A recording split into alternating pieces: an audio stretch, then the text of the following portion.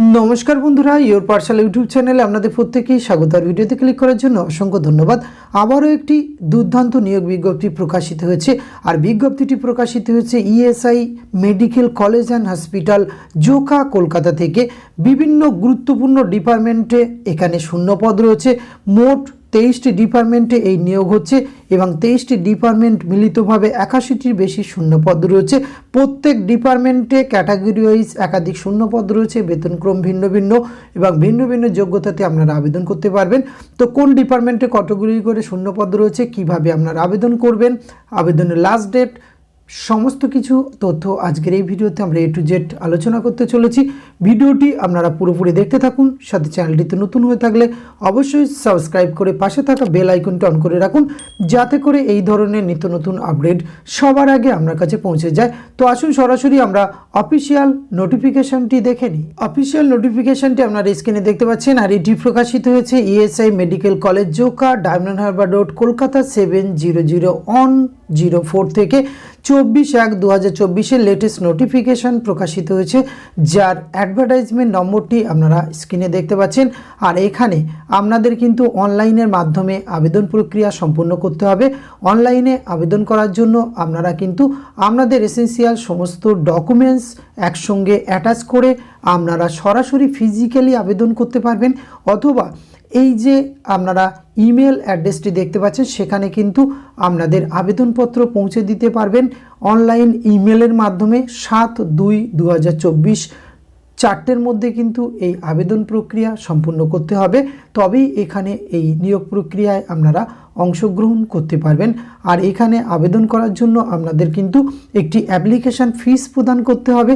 সেক্ষেত্রে SC ST regular ESI candidate এবং female candidate অথবা এক্স সার্ভিসম্যান হলে তাদের কিন্তু কোনো আবেদন মূল্য লাগছে না, অর্থাৎ বিনা আবেদন মূল্যে এখানে আবেদন করতে পারবেন। অল আদার্স ক্যাটাগরির ক্ষেত্রে 500 টাকা কিন্তু এখানে আপনাদের অ্যাপ্লিকেশান ফিস অবশ্যই কিন্তু প্রদান করতে হবে। আসুন আমরা কোন কোন পোস্টে রিক্রুটমেন্ট করা হচ্ছে, কোন কোন ডিপার্টমেন্ট, সেগুলি একবার আমরা বিস্তারিতভাবে দেখে নিই। আর এখানে আপনারা দেখতে পাচ্ছেন সাবমিশন ডেট কিন্তু আরেকবার উল্লেখ করে দিই, 7/2/2024 4টের মধ্যে আপনাদের পৌঁছে দিতে হবে। এখানে ডিটেলস, ভ্যাকান্সি আর রিজার্ভেশন পজিশন প্রত্যেকটি, এখানে 3 ধরনের পোস্টে রিক্রুটমেন্ট করা হচ্ছে। Professor, associate professor, assistant professor, এই 3 ধরনের পোস্টে রিক্রুটমেন্ট করা হচ্ছে। ক্যাটাগরি এই শূন্যপদগুলি একবার আপনারা ভালোভাবে দেখে নেবেন। প্রফেসরের ক্ষেত্রে মোট 6টি শূন্যপদ রয়েছে, অ্যাসিস্ট্যান্ট প্রফেসরের ক্ষেত্রে কিন্তু 35টি শূন্যপদ রয়েছে এবং অ্যাসিস্ট্যান্ট প্রফেসরের ক্ষেত্রে মোট 40টি। এই 81টি শূন্যপদের ক্ষেত্রে আপনারা আবেদন করতে পারবেন। বয়স 69 বছর বয়স পর্যন্ত আপনারা আবেদনের সুযোগ রয়েছে। এক্ষেত্রে কিন্তু ডকুমেন্টস ভেরিফিকেশন এবং ইন্টারভিউয়ের মাধ্যমে রিক্রুটমেন্ট হবে। ঠিক তার বাম দিকের কলমে আপনারা ডিপার্টমেন্টগুলি দেখতে পাচ্ছেন, এই ডিপার্টমেন্টে কিন্তু রিক্রুটমেন্টটি করা হচ্ছে। এক্ষেত্রে আপনাদের যে বয়স সীমার কথা বলা হয়েছে সেটি কিন্তু আপনাদের 69 বছর বয়সের মধ্যে থাকলে তবে কিন্তু এখানে আবেদন করতে পারবেন। এখানে দেখতে পাচ্ছেন প্রফেসর, সেক্ষেত্রে আপনাদের 8 ইয়ার্স পোস্ট এক্সপিরিয়েন্স লাগবে এবং কী ধরনের এডুকেশন কোয়ালিফিকেশান প্রয়োজন রয়েছে তার পরের কলমে কিন্তু আপনারা দেখে নেবেন। এবং প্রফেসর এমার্জেন্সি মেডিসিনের ক্ষেত্রে academic qualification MD DNB emergency medicine or MD MS DNB special general medicine, general surgery, respiratory এবং মেডিসিন, অ্যানেস্থেসিয়া, এই ধরনের যোগ্যতা। এছাড়াও কিন্তু কিছু এক্সপিরিয়েন্স এখানে আপনাদের প্রয়োজন রয়েছে।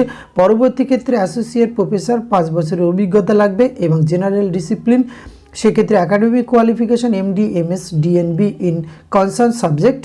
এছাড়াও কিন্তু আপনার টিচিং আর রিসার্চ এক্সপিরিয়েন্সের প্রয়োজন রয়েছে। পরবর্তী যে অ্যাসোসিয়েট প্রফেসর, সেক্ষেত্রে academic qualification MD DNB emergency medicine অথবা MD MS DNB general medicine সহ অন্যান্য যোগ্যতাতে আবেদন করতে পারবেন। এবং অ্যাসিস্ট্যান্ট প্রফেসর, যেখানে সবথেকে বেশি শূন্যপদ রয়েছে, সেখানে MD MS DNB in the concern subject এবং টিচিং রিসার্চ এক্সপিরিয়েন্সের প্রয়োজন রয়েছে। অ্যাসিস্ট্যান্ট প্রফেসর ইন এমার্জেন্সি, এক্ষেত্রে medicine MD DNB emergency medicine অথবা MD MS DNB general medicine, general surgery, medicine, anaesthesia সহ টিচিং এক্সপিরিয়েন্সের প্রয়োজন রয়েছে। এবং অ্যাসিস্ট্যান্ট প্রফেসর, সেক্ষেত্রে এখানে dental council of India BDS MDS resolution 2007 এই যোগ্যতা বা ফুলফিল করতে হবে, তবেই আবেদন করতে পারবেন।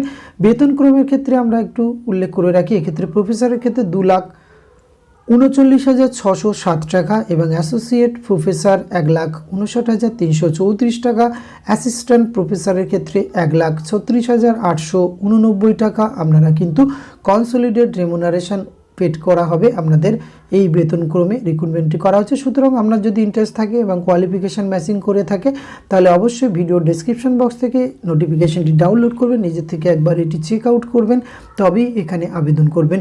আজকের এই ছোট্ট ভিডিওটির মাধ্যমে এইটুকু তথ্য আপনাদের সঙ্গে শেয়ার করা ছিল। এটি যদি ভালো লাগে অবশ্যই আপনি আপনার অতি প্রয়োজনীয় বন্ধুবান্ধবদের সঙ্গে শেয়ার করে তাদেরও জানার সুযোগ করে দেবেন। ধন্যবাদ, প্রত্যেকে ভালো থাকবেন।